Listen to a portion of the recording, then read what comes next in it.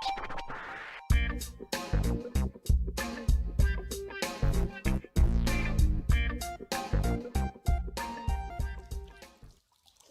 a favor da vida. Olá, eu sou o professor Claudinei e vamos falar sobre entalpia de formação. Antes de entendermos a entalpia de formação, vamos entender o que vem a ser entalpia. Entalpia, representado pela letra H, é o conteúdo de calor de um sistema e pode ser calculado pela variação de entalpia, ΔH, sendo entalpia final menos entalpia inicial. As reações exotérmicas são aquelas que liberam calor para o meio ambiente. Logo, a entalpia final vai ser menor do que a entalpia inicial e o ΔH das reações exotérmicas é negativo. As reações endotérmicas são aquelas que absorvem calor do meio ambiente. Logo, a entalpia final vai ser maior que a entalpia inicial. O ΔH das reações endotérmicas é positivo. Para representarmos uma variação de entalpia, podemos usar o diagrama de entalpia, onde a gente relaciona num eixo vertical os valores de ΔI e ΔF, e podemos, portanto, calcular o valor da variação de entalpia. Um exemplo, nós temos aqui o monóxido de carbono reagindo com oxigênio formando gás carbônico, CO2. O monóxido de carbono e o oxigênio estão nessa linha superior, e o dióxido de carbono está na linha inferior. Isso levando em conta que esse aqui é o reagente, este é o produto. Se essa linha, esse eixo vertical, o valor é crescente, então eu tenho que esta seta, ela indica o caminho da reação de reagente para o produto. Então, logo, essa é uma reação exotérmica. Porque minha variação de entalpia inicial, ela tem mais energia do que a variação de entalpia final, que tem menos energia. Então, sendo variação de entalpia igual entalpia final menos inicial, eu vou ter então minha variação de entalpia negativa. Outro exemplo é tendo uma reação inversa, onde nós temos aqui na entalpia inicial uma reação que é uma quantidade de entalpia menor do que a entalpia final.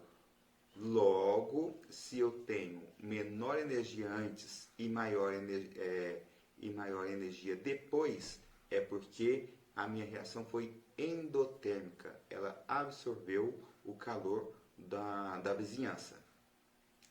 E na reação endotérmica, eu tenho esta seta do diagrama voltada para cima.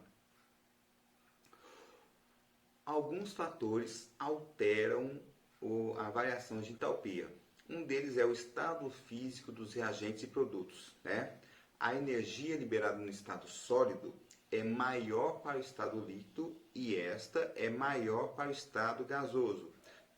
E a gente lembra das aulas anteriores quando falávamos dos estados físicos. Quando eu tenho um estado sólido, para que eu possa passar para o estado líquido, ele precisa absorver energia, e as moléculas se separarem. Para o estado gasoso, absorver energia e as moléculas se separarem. Então, se eu pegar aqui uma H2 mais meio O2 formando H2O sólido, H2 mais meio O2 formando H2O líquido, H2 mais meio O2 formando H2 vapor. E eu tenho essa variação de entalpia aqui nas diferentes fases. Se eu analisar, eu tenho a energia liberada no estado sólido, ela é maior para a energia liberada no estado gasoso, no estado de vapor. Então, se eu tenho um sólido, eu tenho mais energia envolvida ali, porque as moléculas estão mais juntas.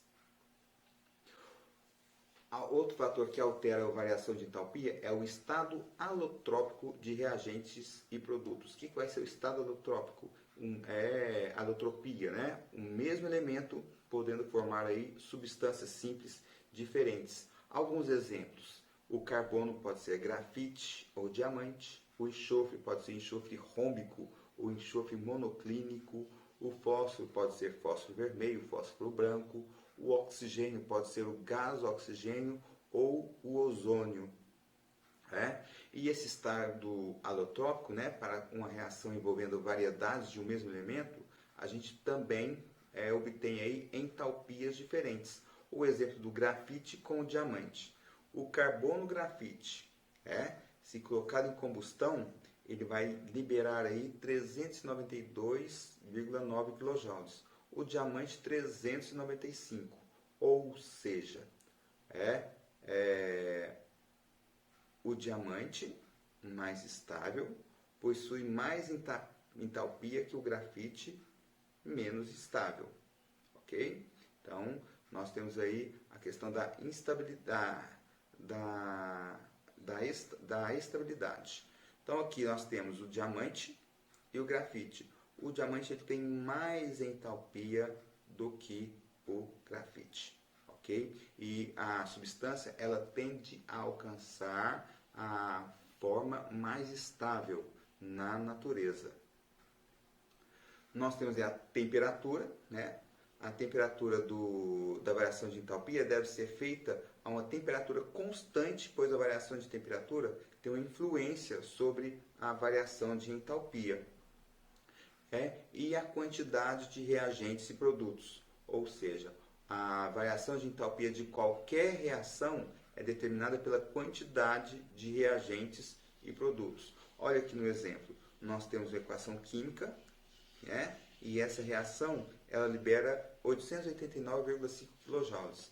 Se dobrarmos as quantidades, o valor liberado, a energia liberada também vai dobrar. Se triplicarmos a quantidade de calor também irá triplicar, ou seja, é proporcional. E o estado padrão? Como é impossível determinar o valor absoluto da entalpia de um sistema, a gente adota um referencial padrão. O que vem a ser isso? É a substância a uma temperatura de 25 graus, a pressão de 1 atmosfera, ou ao nível do mar, né? E o estado físico mais comum a 25 graus e 1 atm. Bom, um exemplo aqui é água líquida, oxigênio gasoso, gás oxigênio gasoso, alumínio sólido, nós temos aí o cloro gasoso e o estado alotrópico mais estável. O carbono grafite, o estado alotrópico mais estável, o gás oxigênio, o estado alotrópico do oxigênio mais estável, o enxofre rômbico, o fósforo vermelho. Né? E caso o padrão seja substância simples, o elemento químico, né, ele terá atribuído arbitrariamente o valor zero de entalpia. Vamos entender. H2O líquido é padrão, mas a entalpia é diferente de zero, porque a água líquida não é uma substância simples. Okay? Para o padrão ser igual a zero, ele tem que estar no estado padrão e ser substância simples. H2 gasoso, ele é padrão e substância simples. Logo, a entalpia a ele atribuída é zero. O2 líquido, gás oxigênio líquido, é substância simples, mas o estado das condições ambiente do oxigênio é líquido, não é gasoso. Então, ele não é padrão. Logo, a variação de entalpia é diferente, a entalpia é diferente de zero. O carbono sólido e grafite é substância simples e está no estado alotrópico mais estável. Logo, a entalpia atribuída a ele é igual a zero. E como que a gente determina aí uma entalpia relativa numa reação química? Olha o exemplo. Gás hidrogênio mais gás oxigênio formando água. A variação de entalpia 68,4 quilocalorias liberadas. Então, é uma reação exotérmica. Aqui, eu tenho que H2 gasoso e O2 gasoso é estado padrão, certo? Então, se eu somar as entalpias envolvidas, então a entalpia dos reagentes é igual a zero. Da água líquida é diferente de zero, porque apesar de estar no estado padrão, não é substância simples. Então, a entalpia é diferente de zero. Como que eu faço, então? A variação de entalpia é a entalpia dos produtos, entalpia final, menos entalpia dos reagentes, entalpia inicial, certo? A entalpia dos produtos, eu não sei, mas dos reagentes é zero. Então, entalpia de H2O menos zero, né? Menos 68 quilocalorias é igual a entalpia da água líquida menos zero. Assim, a entalpia da água líquida é igual a 68,4 negativos quilocalorias por mol. E a quantidade de calor liberada ou absorvida durante a formação de um mol de um composto a partir de substâncias simples em estado padrão é chamado de calor ou entalpia de formação. Calor de formação ou entalpia de formação. É a mesma coisa. Exemplo aqui, ó, a 25 graus e 1 atmosfera de pressão, nós temos gás hidrogênio mais meio gás oxigênio, formando 1 mol de água líquida, certo? E a variação de entalpia é 68,4 quilocalorias negativas, ou seja, liberou 68,4 quilocalorias. Reação exotérmica. Para formar 1 mol de água líquida, a partir de substâncias simples no estado padrão, há a liberação de energia, ok? Então, a formação de um composto a partir de substâncias simples no estado padrão, então vai ter sempre aí a liberação de energia. É o que a gente chama de calor de formação.